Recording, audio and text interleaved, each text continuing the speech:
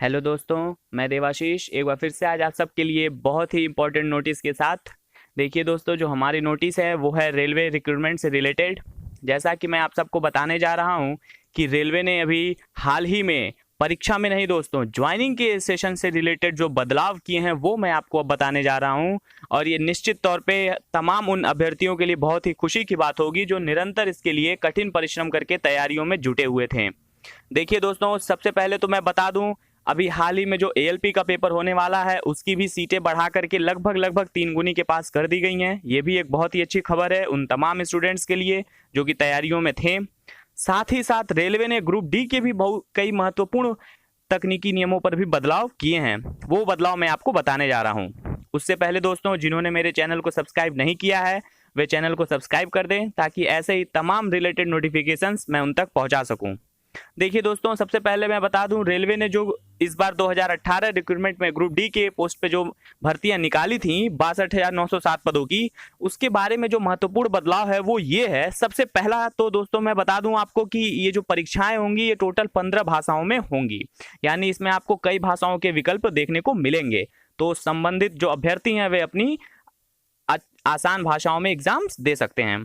बात करें अगली बात की तो वो ये है कि देखिए दोस्तों, इस बार जो लिस्ट निकलेगी यानी कि जो सेलेक्टेड स्टूडेंट्स होंगे उसमें कुछ रिजर्वेशन स्टूडेंट्स को भी रखा जाएगा, यानी कि वेटिंग स्टूडेंट्स को भी रखा जाएगा। कुछ प्रतीक्षा सूची जिसे हम कहते हैं, जैसे रेलवे टिकट में अपना प्रतीक्षा सूची करता है ना, सिमिलरली इस बार रिक्रूटमेंट में भी प्रतीक्षा सूची में अभ्यर्थियों को रखा जाएगा। यानी कि आप ऐसे ही कुछ समझिए, मान लीजिए कि, और हाँ, प्रतीक्षा सूची का जो प्रतिशत होगा वो 50% होगा। ठीक है, तो मान लेते हैं कि कोई हमारा स्टूडेंट है जो सब कुछ क्वालिफाई करके लास्ट में वो सिलेक्ट हो जाता है लेकिन वो ज्वाइन नहीं करता है, छोड़ देता है, तो उसकी जो रिक्रूटमेंट बच जाएगी, जो पोस्ट बचा रहेगा उस पर वेटिंग वाले को क्या किया जाएगा, एक्सेप्ट कर लिया जाएगा। ठीक है ना, उन्हें कॉल किया जाएगा। ठीक है, तो ये निश्चित तौर पे बहुत ही अच्छी बात है। और सबसे महत्वपूर्ण बात यह है कि इसमें जो फिजिकल एलिजिबिलिटी टेस्ट होता है, जो पीईटी जिसे हम कहते हैं, उसके लिए इससे पहले अब तक ये लोग 2 गुना बुलाते थे अभ्यर्थियों को, लेकिन अब इस बार रेलवे 3 गुना अभ्यर्थियों को बुलाएगा।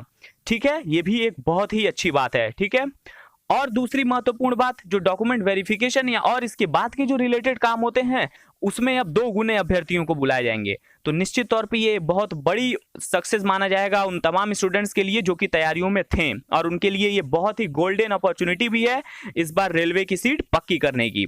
तो निश्चित तौर पे देखिए दोस्तों, टाइम आ चुका है, डेट अनाउंस हो चुका है, तो आप अपनी तैयारियों में जरा भी कंजूसी ना करें, एकदम जी जान से तैयारियों में लग जाएं ताकि इस बार ये जो 18 की रिक्रूटमेंट है इस बार आपकी सीट पक्की हो जाए। तो और एक चीज और इस बात का ख्याल रखिएगा दोस्तों, फिजिकल पे भी आप थोड़ा ध्यान जरूर दीजिएगा, क्योंकि आपके निश्चित तौर पे थोड़े समय तो मिलेंगे लेकिन वो थोड़े समय में लापरवाही से थोड़ा भी फिजिकल आपका क्या हो सकता है, डिसबैलेंस हो सकता है। लैंग्वेज की इस बार रेलवे ने काफी ध्यान रखा है। हाँ, थोड़े सेंटर्स में दिक्कत हुए हैं लेकिन उसके भी लिए भी रेलवे वर्क कर रहा है। देखिए अब ये क्या करता है। ठीक है, तो सबसे जो महत्वपूर्ण इसमें जो ये प्रतीक्षा सूची जिसे हम कहते हैं, वेटिंग लिस्ट वाला जो रखा है, ये बहुत ही बड़ी फायदे की बात होगी, क्योंकि जो सिलेक्टेड तो हो जाएंगे लेकिन जो नहीं भी हो पा रहे वो वेटिंग में रहेंगे, यानी उनके पास भी पूरा चांस रहेगा सेलेक्ट होने का।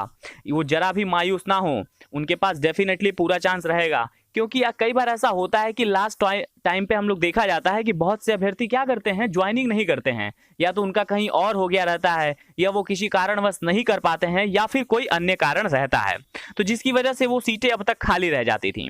इसी को मद्देनजर ध्यान में रखते हुए रेलवे ने ये अहम फैसला लिया है कि अब जो प्रतीक्षा सूची के अभ्यर्थी रहेंगे उनमें से उनको मेरिट वाइज जो लिस्ट बनी रहेगी उन अभ्यर्थियों को बुलाया जाएगा, और यदि उनका सब कुछ फाइनल रहता है तो उन्हें वो लेटर आवंटित किया जाएगा।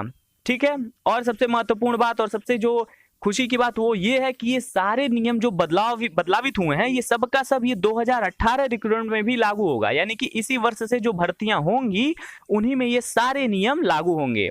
तो निश्चित तौर पे ये बहुत ही खुशी की बात है उन तमाम बच्चों के लिए जो कि इसके लिए काफी परेशान थे।